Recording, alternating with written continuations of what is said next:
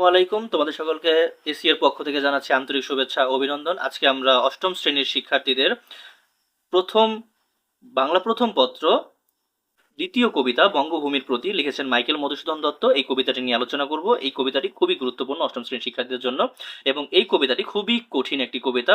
তাই প্রত্যেকটি লাইন আমরা খুব ভালোভাবে বিশ্লেষণ করব এবং তোমরা খুব ভালোভাবে প্রতিটি লাইন বুঝে নেবে। আমি আরো একটা কথা বলে নিচ্ছি, আমরা কবিতাটির লাইনে খুবই লেখা রয়েছে, হিজিবিজি দেখাচ্ছে, তোমরা একটু কষ্ট করে বুঝে নেবে। আমরা স্টার্ট করি। বঙ্গভূমির প্রতি লিখেছেন মাইকেল মধুসূদন দত্ত। রেখো মা দাসেরে মনে, এ মিনতি করি পদে। মিনতি শব্দের অর্থ হচ্ছে প্রার্থনা, পদে শব্দের অর্থ হচ্ছে পায়ে। রেখো মা, এখানে মা বলতে বোঝাচ্ছে বঙ্গভূমিকে, আর দাস বলতে বোঝানো হচ্ছে মাইকেল মধুসূদন দত্তকে। অর্থাৎ মাইকেল মধুসূদন দত্ত জন্মভূমির কাছে প্রার্থনা করছে, জন্মভূমির পায়ে প্রার্থনা করছে। এখানে পা কল্পনা করা হচ্ছে। পা জন্মভূমির তার পা হয় না, এই লাইনে জন্মভূমির পা কল্পনা করে মাইকেল মধুসূদন দত্ত বলছে যে তুমি আমাকে মনে রেখো। সাধিতে মনের স্বাদ ঘটে যদি পরমাত। সাধিতে মনের স্বাদ, মনের স্বাদ অর্থ হচ্ছে মনের ইচ্ছা, সাধিতে শব্দের অর্থ হচ্ছে পূরণ করতে, ঘটে যদি পরমাত, পরমাত মনে হচ্ছে ভুল, ভ্রান্তি বা ত্রুটি। অর্থাৎ মাইকেল মধুসূদন দত্ত বলছে যে আমার মনের ইচ্ছাগুলো পূরণ করতে গিয়ে যদি কোনো ভুল, ভ্রান্তি বা ত্রুটি ঘটে থাকে, তুমি আমাকে কি করে দিও মা, আমি তোমার পায়ে প্রার্থনা করছি, আমাকে মনে রেখো। মধুহীন করো না গো তব মনো কোকোনদে। মাইকেল মধুসূদন বঙ্গভূমিকে বলছে মধুহীন করো না গো, তুমি আমাকে কি করে দিও না, আমাকে ছেড়ে দিও না। তব মনো কখনোদে, তোমার থেকে আমাকে কি করে দিও না, ছেড়ে দিও না।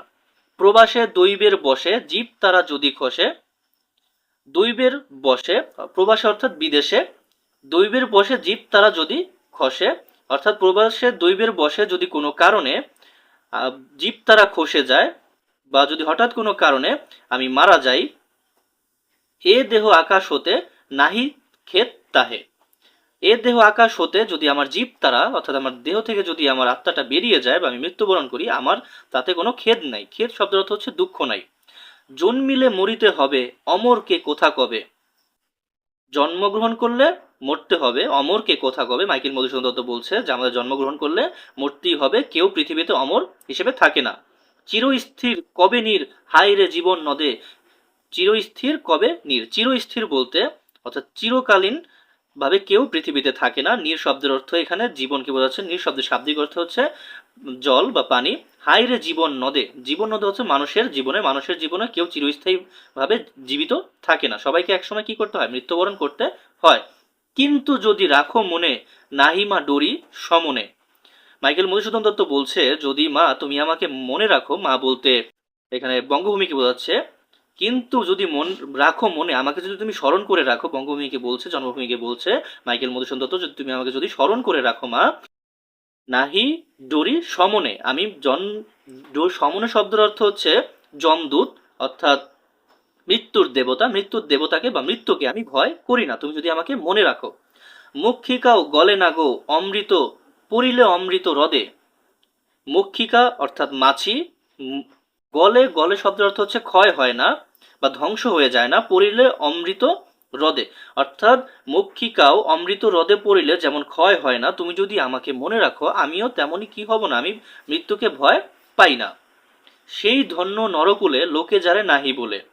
সেই ধন্য নরকুলে অর্থাৎ এই জগতে সার্থক হয়ে গেছে যাকে মানুষ কখনো ভুলে না, যার কথা মানুষ তার মনে মনে স্মরণ করে রেখেছে। মনের মন্দিরে সদা সেবে সর্বজন, অর্থাৎ যাকে সবাই, সর্বজন বলতে হচ্ছে সবাই, সবাই সেবে শব্দের অর্থ হচ্ছে পূজা করে বা স্মরণ করে, অর্থাৎ সবাই সবাই মনের মন্দিরে যাকে পূজা করে বা স্মরণ করে, সেই পৃথিবীতে কি, সেই জগতে বা পৃথিবীতে ধন্য।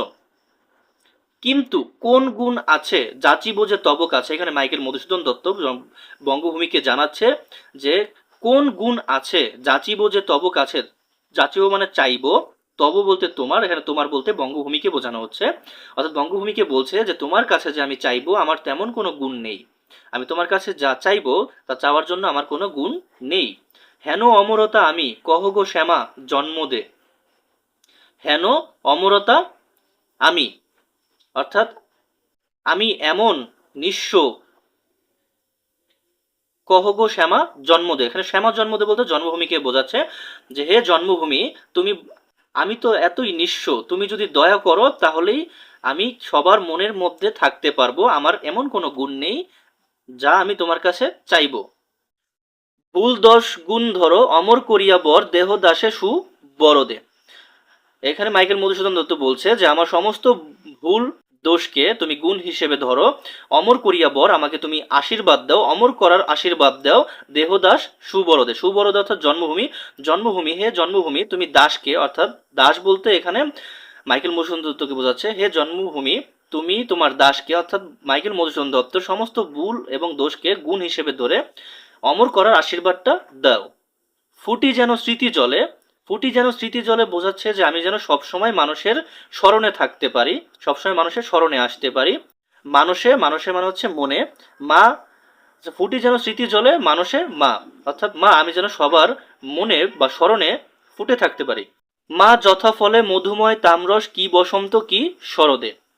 যথাফলে অর্থাৎ যেমন ভাবে ফলে, মধুময় তামরস, কি বসন্ত কি শরদে, অর্থাৎ বসন্তে বা শরদে আমি কোনো নির্দিষ্ট ঋতুতে বা কোনো নির্দিষ্ট সময়ে মানুষের মনে স্মরণ আসতে চাই না, আমি চাই যেন মানুষ আমাকে সব সময় স্মরণ করে।